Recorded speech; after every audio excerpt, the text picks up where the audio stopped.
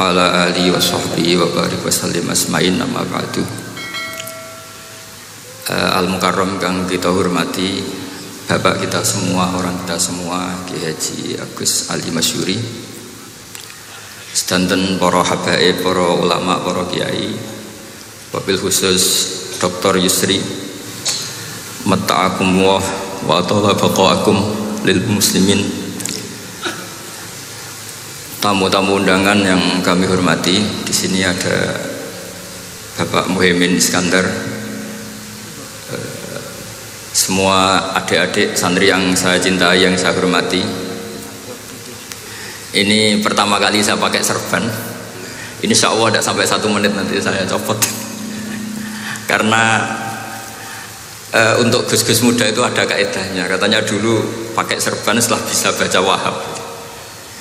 Kalau sekarang enggak, kalau sudah kaji dipanggil abah ya pakai serban.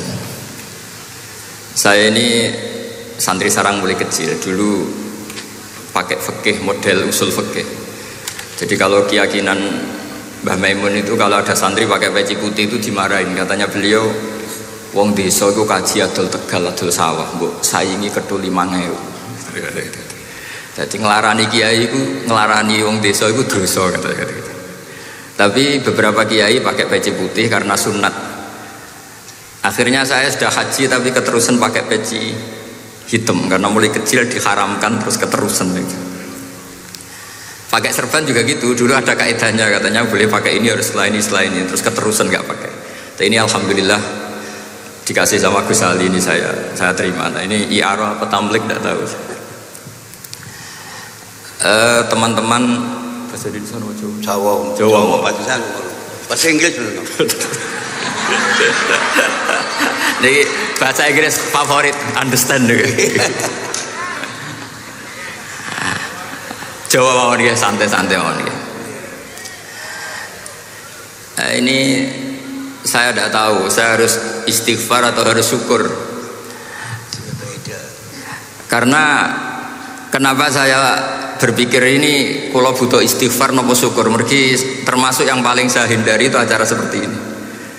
Cuma ada 2% pengecualian, yaitu guru, keluarga, temannya bapak. Ini Gus Ali termasuk masuk kategori temannya bapak. Saya itu berkali-kali diundang acara publik itu tidak pernah mau.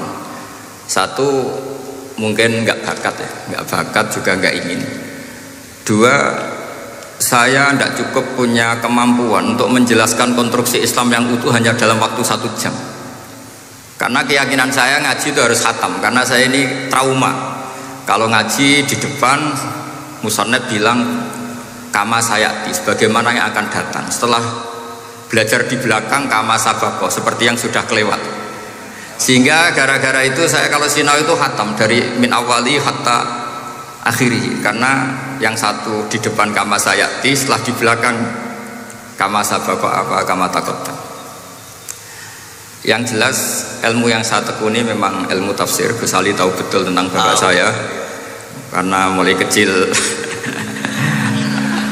saya ini menangi beliau belum tenar-tenar amat sampai sangat tenar, mungkin sampai langit ya khawas. Begini, dulu saya di sarang itu pernah rois takrib, rois Fathul Mu'in. Tapi yang menjadi saya tambah alim itu gara-gara gejolokan bapak begini. Dhisik ana wong imami saking semangate ngapalno hal ataka haditsul ghasyiyah Jumat-Jumat itu. Karena dia ingin keren ya pakai surat panjang gitu. Terus dia datang ketika takbir langsung baca bismillahirrahmanirrahim hal ataka haditsul ghasyiyah. Makmumnya bilang subhanallah. Karena dia agak pede dengan surat yang panjang diganti kul ya ayyuhal kafirun. Makmumnya masih bilang subhanallah. Sampai berkali-kali diganti surat kulhu, ya makmumnya tetap bilang subhanallah. Karena nggak tahu caranya mengingatkan kalau imam itu tidak baca Fatihah. Karena ada satu cara, yaitu kon ngelingno ngangge napa subhanallah. Akhirnya wonten makmum sing nekat ora maca Fatihah. Nah, pertanyaan bapak saya, kamu harus berani ijtihad merubah hanya satu pakem mengingatkan imam itu pakai Subhanallah. Karena kalau kasus seperti ini nggak cukup diingatkan Subhanallah. Niki adik-adik kira-kira batal mboten ngelingno imam muni ora maca Fatihah. Kalau sampean bilang batal berarti nggak ada solusinya. Kalau bilang sah itu beberapa kalimat yang dalam pakem sholat itu napa? Membatalkan. Sampean milih batal apa enggak? Enggak polling saja kayak pemilu. Sampai saya tuh cari-cari, akhirnya ketemu juga di kitab Mizan Kubro diterangkan oleh Imam Malik bahwa kalamul musolli itu ngomong kalau itu manfaat, tapi jangan ditiru ya, dan darurat, ya, dan darurat, maka itu boleh dan tidak membatalkan sholat.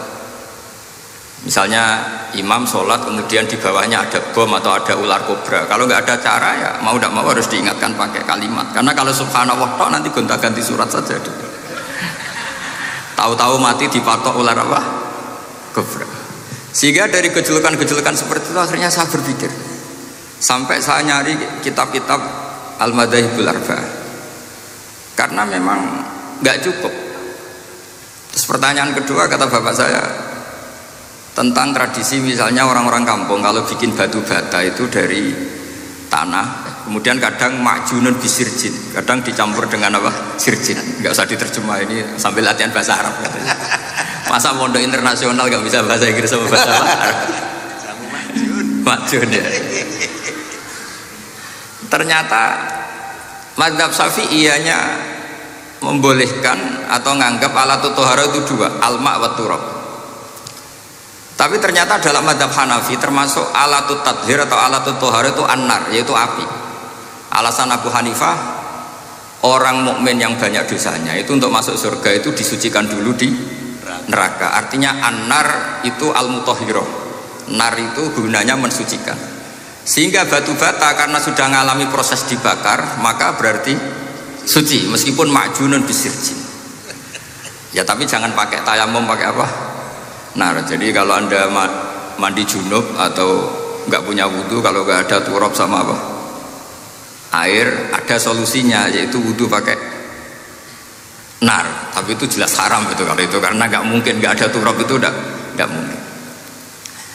Sehingga ini penting, gejolokan-gejolokan para ulama, para guru ini penting, karena ternyata para nabi itu menjadi pinter itu ya karena digojlok pangeran.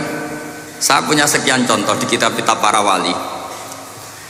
Ketika datang malakul mauti ke Nabi Ibrahim dan akan mengambil nyawanya, itu Nabi Ibrahim tangklek, kowe sapa? Aku malaikat.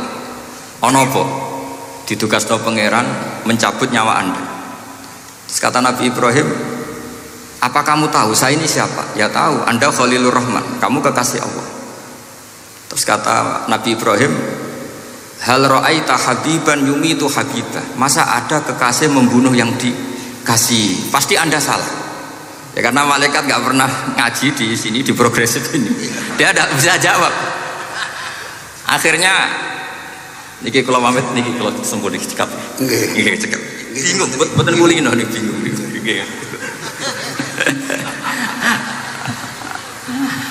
Akhirnya malaikatnya matur malih teng pangeran, ya Allah, kata Nabi Ibrahim logikanya begini, wahal ra'aita habiban yumitu habibah, mosok kekasih kok dipateni kekasih. Terus kata Allah gini, ya sudah bilang gini sama Nabi Ibrahim, sama Ibrahim, wahal ra'aita habiban yakrahu ayyalqa habibah, mosok kekasih kok ora siap ketemu sing dikasih. Akhirnya Israel datang lagi, balik mana? Gini logikanya dibalik sekarang begini gitu. Wahal ra'aita habiban yakrahu ayyalqa habibah. Terus Ibrahim bilang oke ya, nggak masalah, sudah. Artinya apa? Kita ini diajari satu logika. Logika apa saja? Ini Allah. Sehingga ya memang normalnya hidup tuh cerdas. Kata Ghazali, cerdas nyikapi apa? Realitas. Ini penting saya utarakan. Saya punya sekian contoh kecerdasan para nabi. Saya berkali-kali cerita, nabi yang sezaman itu sebetulnya 3, tapi yang ilmunya level itu hanya 2. Karena ada yang sezaman yaitu Ibrahim dan Lut. Tentu tidak level karena Nabi Lut itu pernah keponakan Nabi siapa? Ibrahim. Kedua Nabi Musa dan Nabi Harun. Tapi ini juga agak level karena Nabi Harun jadinya Nabi itu karena proposal Nabi Musa. Jadi proposal mulai dulu ya ada. Nah, Nabi Musa kita tahu adalah al-sak. Al-sak itu kalau ngendikan itu lesannya agak cedul ya, cedul. Ini nanya jejer ke sana. Jadi kalau nggak bisa tanya ya. Bahasa Arabnya pokoknya al-sak, cedul ya. Cedul. Karena masyhur ya kita tahu cerita itu Musa yang kecil itu sebeling, itu nak digendong Fir'aun itu dijabuti jenggote, padahal masih kecil. Sesuai Fir'aun curiga, dasar Bani Israel. Lama-lama dia memutuskan sepatah ini aja, ini jelas darah-darah Israel. Kita tahu Fir'aun adalah orang Kipti, orang Mesir. Setelah berkali-kali gitu terus tanya gini sama Asia, ini anak ini sudah bisa mikir, memang dasar Bani Israel jadi gak suka orang Kipti. Orang bah cah cilik biasa gak masalah. Sehingga terus dites ada jamroh, ada bara api sama apel. Sebetulnya Musa ini sudah tahu mau ngambil apel, tapi kalau dia ngambil apel dibunuh sama Fir'aun, berarti bisa membedakan. Akhirnya sama Jibril diarahkan ngambil apa? Api jamroh tadi. Akhirnya agak ditelan terus menjadi lisannya apa? Cedul. Sampai sepuh jadi nabi tetap begitu. Makanya beliau ngendikan Rabbis shrah li sadri wa yassir li amri wahlul 'uqdatam min lisani yafqahu qawli. Terus proposalnya itu tadi waj'al li waziram min ahli Haruna akhi. Sebagian ayat lebih jelas lagi yaitu wa akhi Harun huwa afsahu minni lisanan fa arsilhu ma'iyya rid ayyusaddiqun. Jadi dan saudara saya Harun lebih fasih berbicara daripada saya. Jadi kualitas ilmiahnya bagus Musa tapi jubirnya itu Harun. Ya kira-kira kayak Mbah Lim dulu. Iya Mbah Lim. Ya, gitu. Jadi ini saya jubirnya Gus Ali, saya Harun, ini Musa. Maksudnya kaya karena sudah ada nabi. Singkat cerita, karena Musa itu agak alsak, sehingga Harun ini ya nggak levelnya. Padahal sezaman, sehingga ya nggak pernah bantah-bantahan, nggak pernah adu argumen. Yang benar-benar nabi sezaman dan kemudian sering adu argumen adalah Isa dan Yahya. Kita tahu umurnya ya imbang, kualitas al-mazaya wal wada'il juga imbang. Nabi Isa kita tahu wa yukallimun nasa fil mahdi wa kahla. Mulai kecil bisa ngendikan, ya sudah pinter. Nabi Yahya kita tahu ya Yahya khudil kitaba biquwah wa atainaul hukma sabiyya. Jadi sama-sama pinter. Wa hananan min ladunna wa zakah wa kana taqiyya. Itu dua beliau ini menjadi satu manhaj besar dalam Islam. Itu kalau main ke salah satu kampung, itu Nabi Isa tanyanya aneh. Aina syirarun nas? Orang-orang yang jelek-jelek itu di mana? Orang-orang fasik itu rumahnya mana? Kalau Nabi Yahya tanya, aina khiyarun nas? Orang-orang baik itu di mana? Akhirnya dua beliau ini saling berargumentasi. Kenapa kamu tanya aina syirarun nas? Terus Nabi Isa katanya, lah kenapa kamu tanya aina khiyarun nas? Terus kata Nabi Yahya, enak kancanan wong soleh, gak ruwet. Kancanan wong soleh itu kan enak, gak dibodoni, gak ruwet. Pemenang kancanan wong mati, sering bodoni gitu. Masyhur itu cerita Gus Dur, Gus kenapa sering ziarah? Kancanan wong urip sumpek. Iya. Wong mati gak tau bejo. Wong mati gak tau bejo. Ini teman ziarahnya Bapak. Wong mati gak tau bejo. Ya. Itu ya ini santai-santai saja, relax saja. Karena saya sudah tahu mau ngomong apa. Nanti kalau ingin serius ya ngaji sama saya, harus khatam biar enggak jadi korban kama sayati sama kama takotam. Akhirnya Nabi Yahya gantian tanya, kenapa kamu tanya aina syirarun nas? Itu masyhur beliau. Ini dalam kitab Tabaqatul Asfiya karangan Abu Nu'aim al-Asfihani. Riwayat Sufyan bin Uyainah, gurunya Imam Syafi'i. Jawabnya Nabi Isa unik. Ana an-nabiyu, saya ini nabi. Biman zilatit topik. Nabi itu ibarat dokter. Udawil mardo. Di mana-mana dokter itu cari orang sakit. Makanya di NU itu banyak kiai-kiai yang nangani orang-orang fasik. Dakwah nih wong nakal-nakal itu ya ada khazanahnya, asal gak keterusan katut gitu saja. Jadi kalau kamu niru Gusme itu sebenarnya konsepnya satu, asal ada bukti jadi wali dan tidak katut. Kalau enggak ya sudah usah. Gak usah wae kata Gus Ali sudah. Dan kalau enggak kelasnya jangan. Sehingga dua beliau itu jadi khazanah besar.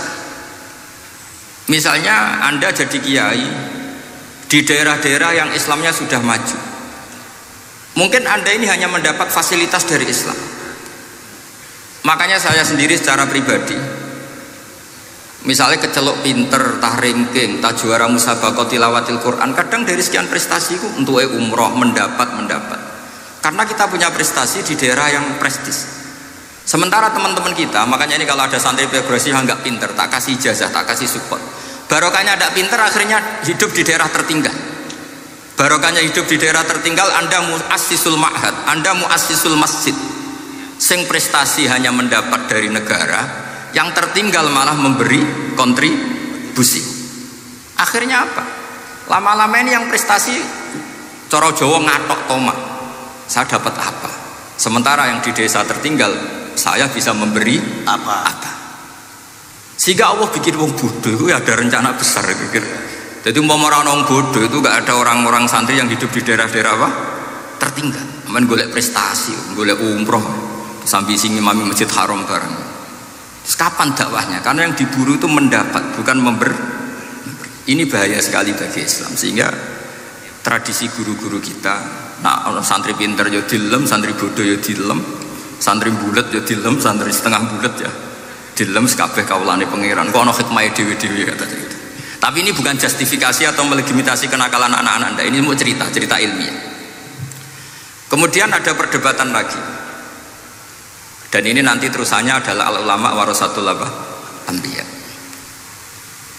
Sayyid Abdul Al-Haddad itu masyhur. Kalau ada orang sowan ditanya, kiaimu nak mulang tau nangis? Mboten nate. Lereni ngaji be wong ngene iku. Atine atos gitu.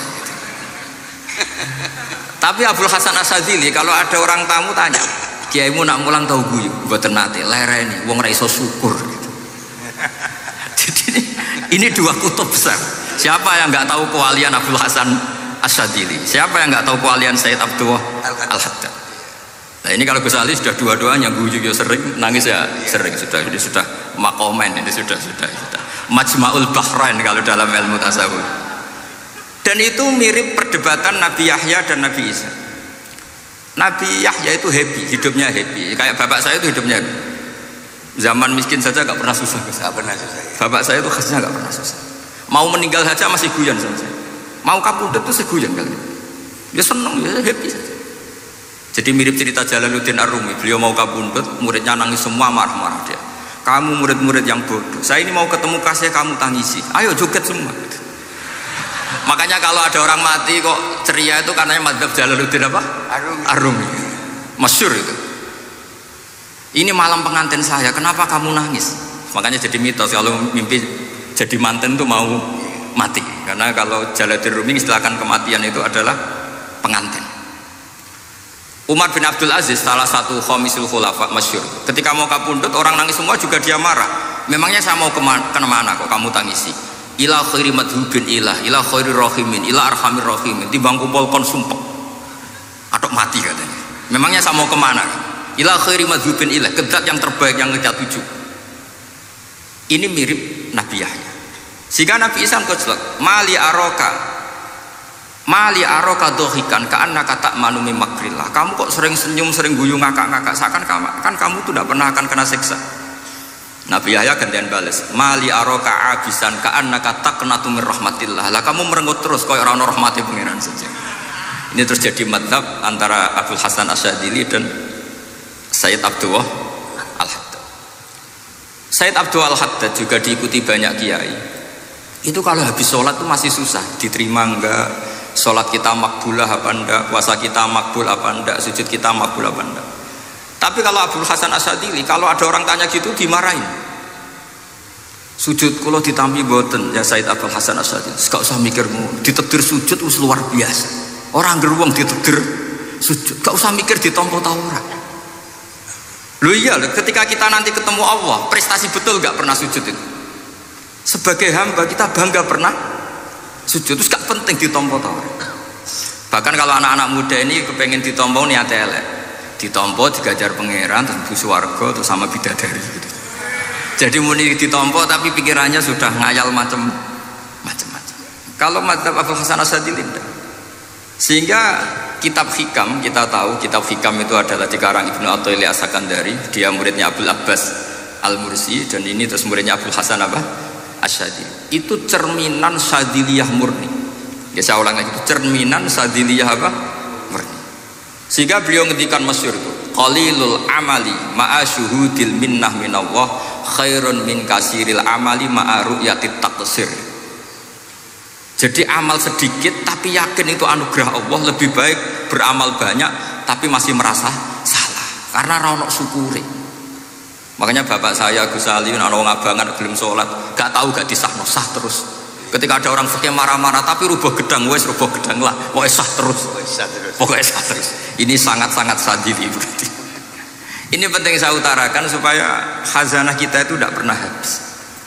Karena al ulama warasatul Ambiya. Nabi tidak ada warosati, tapi warasatul Ambiya. Sehingga semua watak para nabi sebelum Rasulullah SAW itu semua tercermin pada umatnya Rasulullah SAW. Cerita paling terkenal tentu Asra Badrin. Tawanan-tawanan perang Badarin mau diapakan?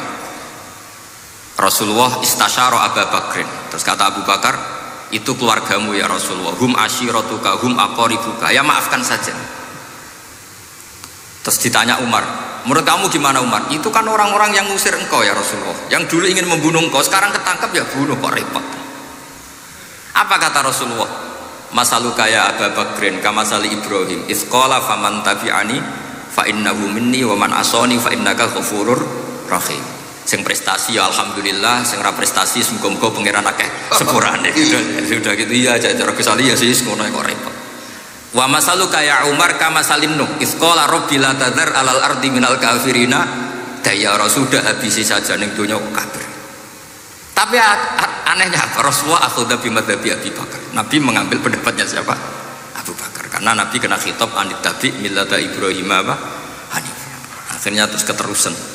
Akeh kiai NU nek ana umat salah dibarno nganti ra roh nak salah. Makanya kenangan saya sama Mbah Sal Mahfud karena beliau itu sepupu sama Mbah saya di Israel itu. Kata Mbah Sal gini, hak umpama pantas, kata beliau ini, umpama pantas pondok-pondok itu tak sertifikat. Kenapa Mbah? Lah ya akeh kiai gondrong muridnya kol gondrong kabeh terus kadang rapati sholat jari diulang kali jogo. Engkok neng kali-kali golek Nabi Khidir gak tau ngaji. Lah ngene ku nak ditakoki afiliasine kok NU gitu. Mau disertifikat, jadi distandarkan. Pokoknya anggar gak ono takribe ya ora NU gitu.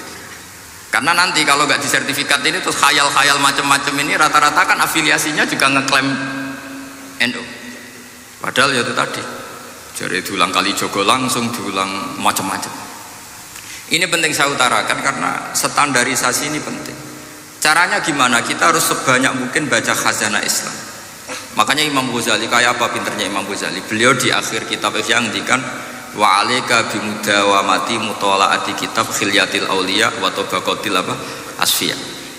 Sehingga kita akan punya khazanah yang luar biasa. Saya punya banyak tentang kearifan ya para ulama-ulama dulu. Di antaranya dulu saya sering diceritain bapak tapi gak paham, tapi setelah saya ngaji lama-lama paham. Beliau pernah didawi Badullah gini, Nur dhisik ana wong salat 2 rakaat, terus syukur akhirnya salat lagi sampai 4 rakaat. Saking syukurnya salat lagi sampai 6 rakaat. Seterusnya sampai 1000 salat. Kita tahu itu Said Ali Zainal Abidin. Jadi dia menambahkan sholat itu karena iskon lillah wa syauqon lillah, mahabbatan lillah. Bukan kayak kita karena ingin sholat 1000 rakaat dibagi sekian menit terus kenanya 2 jam. Jadi kayak kita terawih 20 menit 20 rakaat dibagi sekian kenanya 7 menit. Pentingnya apa? Meskipun kita tidak akan mengalami seperti itu, tapi kita menjadi tahu ketika Rasulullah SAW menghentikan wa qurratu aini fis shalah. Bahkan Nabi kalau banyak masalah itu Nabi ya mutaraddidan di dalamnya. Setelah mutaraddidan agak panik, Nabi tanya gini sama Aisyah, aina Bilal, aina Bilal, Bilal kemana, Bilal kemana? Setelah Bilal notok, tok tok tok tok, ya Rasulullah as-sholat, arifna ya Bilal, arifna ya Bilal, saya kasih istirahat ya Bilal, saya kasih istirahat. Karena roh dunia, roh politik, roh kebudayaan, roh dulur bolet kabeh. Sing ra bulet mok sitok hubungan ambek Allah Subhanahu wa taala. Maka disebut as-shalat rohatul mukmin. Apa yang terjadi? Ashabu Rasulillah ketika Sayyidina Umar ditusuk oleh Abu Lulu al-Majusi, tentu pakai kira-kira ya panah yang kayak pancing. Jadi kalau sudah dimasukkan kadu cabut itu sakitnya minta ampun. Apa kata Umar? Nanti cabut ketika saya sholat.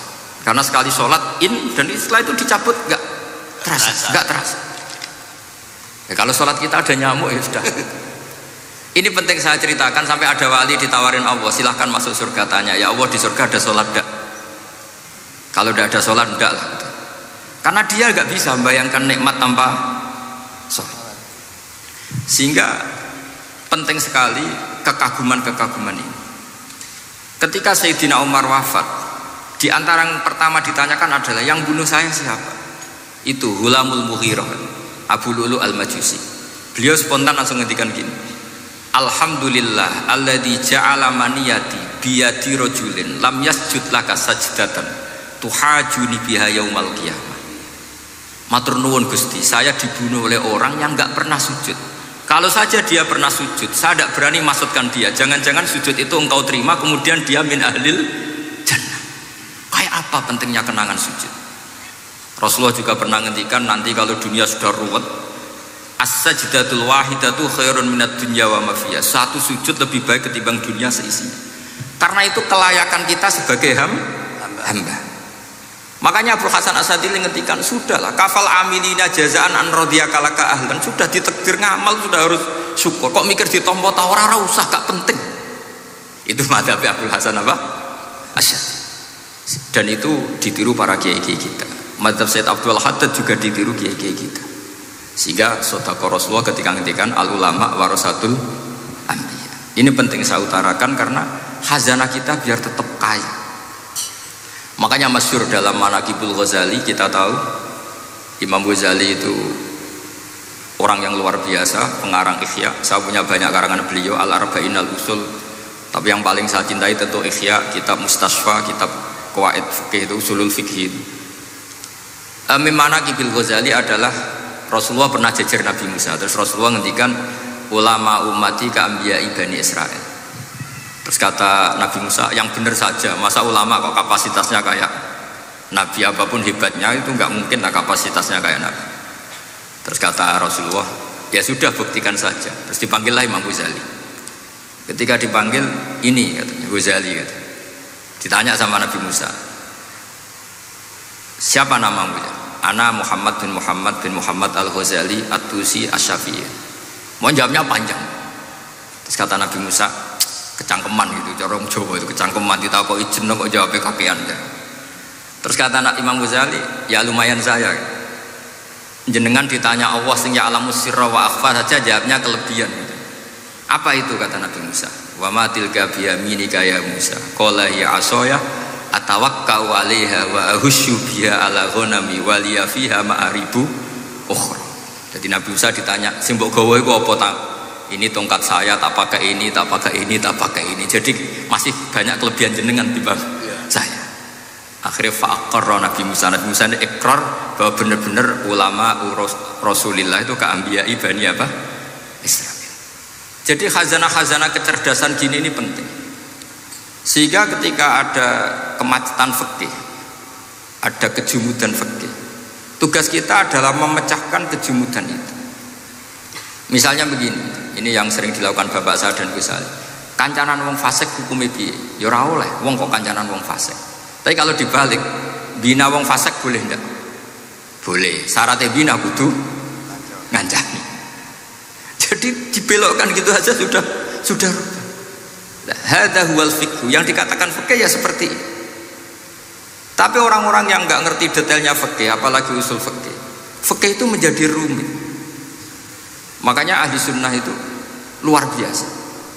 Ada orang mati karena narkoba atau karena apa itu? Oplosan. Itu kiai cokre. Itu kiai alim biasa datang. Itu ya biasa mempersaksikan, nggih mayite sae nggih. Nggih. Padahal orang itu nggak percaya ini orang mati cokre kok apa? Sae. Padahal dia di kiainya bilang gini, wis sae saiki iso nakal katanya. Maksudnya saya sudah mengakhiri semua kenakalannya lewat apa? Lewat kematian tadi. Karena itu doa Rasulullah. Rasulullah itu kalau ngedikan itu luar biasa. Allahumma ij'alil hayata ziyadatan li fi kulli khairin wal mauta rohatan li min kulli syarrin.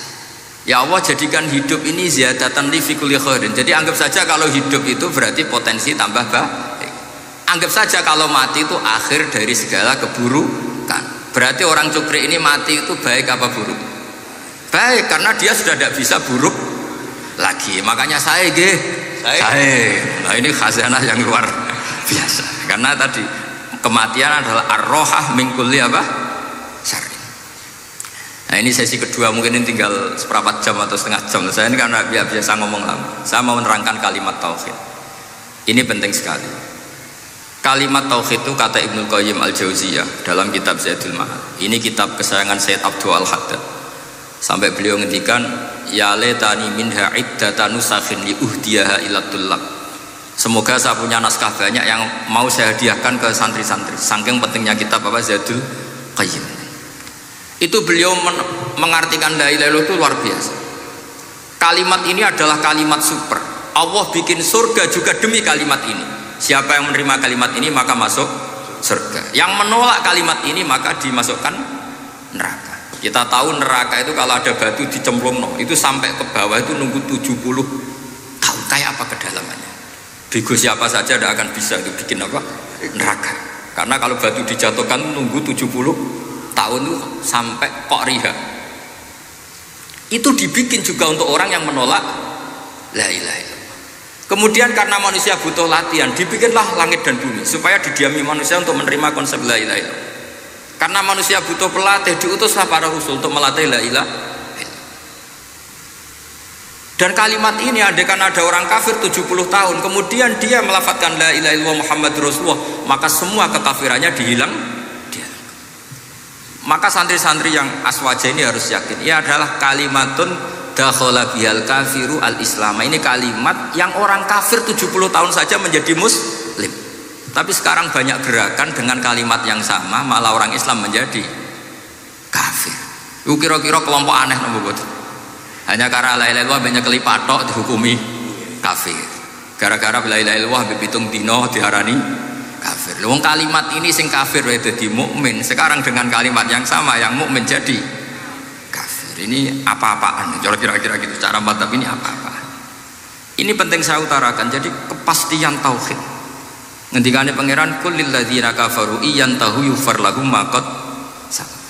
Makanya Abu Hasan As-Sadili ketika nafsirkan fa'lam annahu la ilaha illallah wastaghfir li dzambika walil mu'minina wal itu ai bihadhil kalimah kata beliau.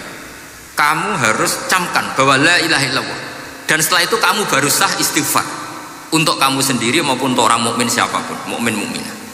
Kita tahu andaikan kita punya keluarga kafirah atau murtadah sah enggak diistighfari? Enggak sah. Tapi sefasik apapun asal dia min ahli tauhid maka sah diistighfari karena fa'lam annahu la ilaha illallah wastaghfir li dzambika walil mu'minin. Jadi sahnya mengistighfarkan orang lain hanya dengan satu syarat, yaitu dia min ahli la ilaha illallah Muhammadur Rasulullah. Sehingga dalam cerita-cerita kewalian, dan ini saya percaya cerita ini karena saya pernah menemukan di Musnad Ahmad, saya menemukan di Ithaf syaratnya Ihya, juga di kitabnya Said Muhammad Abu Abdul Farad itu. Dulu itu ada wali yang tukang bikin Istanbul itu. Pernah dengar tuh Istanbul itu yang Quran kecil. Kalau sekarang kan dibikin masif 5.000-an. Ya. Kalau dulu masih asli.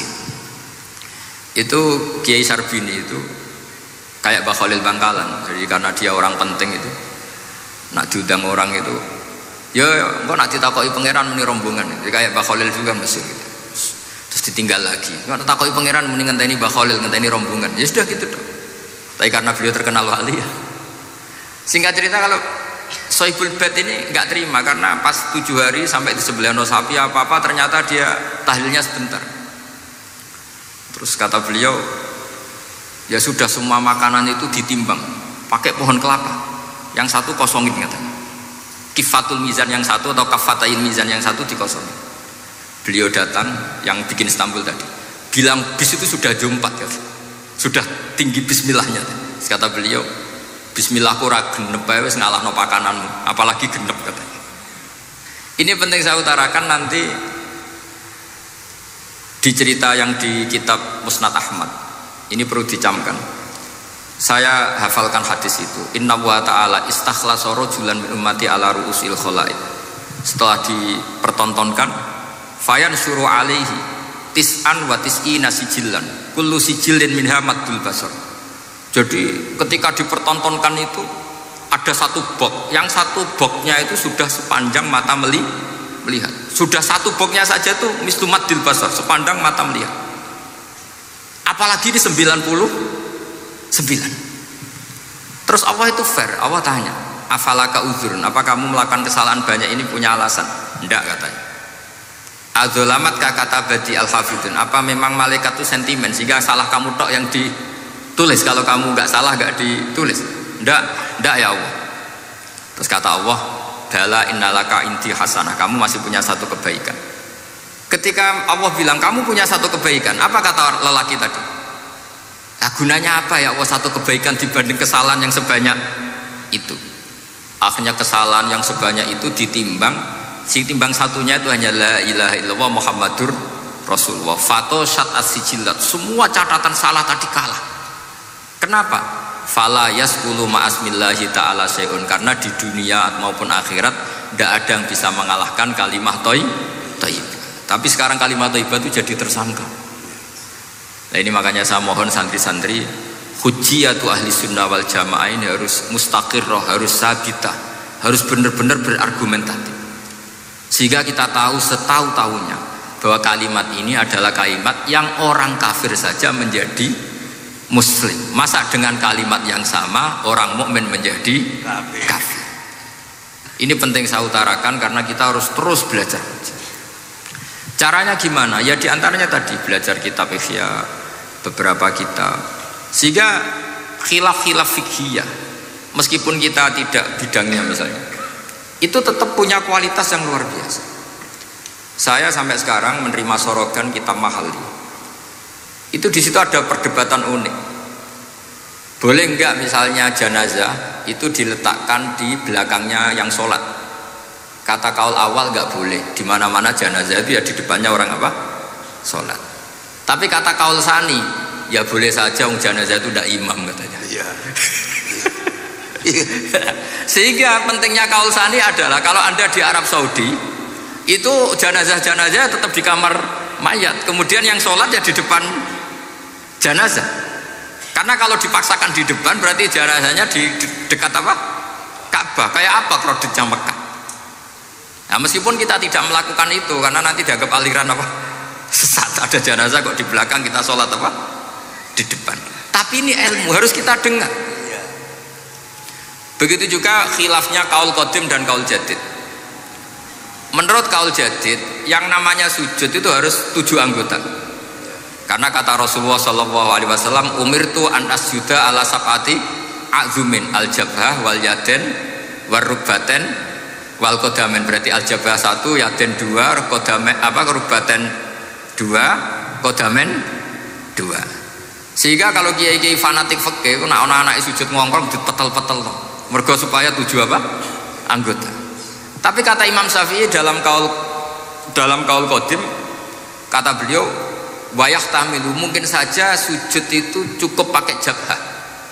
Karena dalam doa Nabi itu hanya sajadalaka wajhi wa sam'i wa basori. Tidak ada Nabi dongo sajadalaka wajhi wa yadi wa rubbati wa qadami. Jadi kecerdasan ulama-ulama dulu itu luar biasa.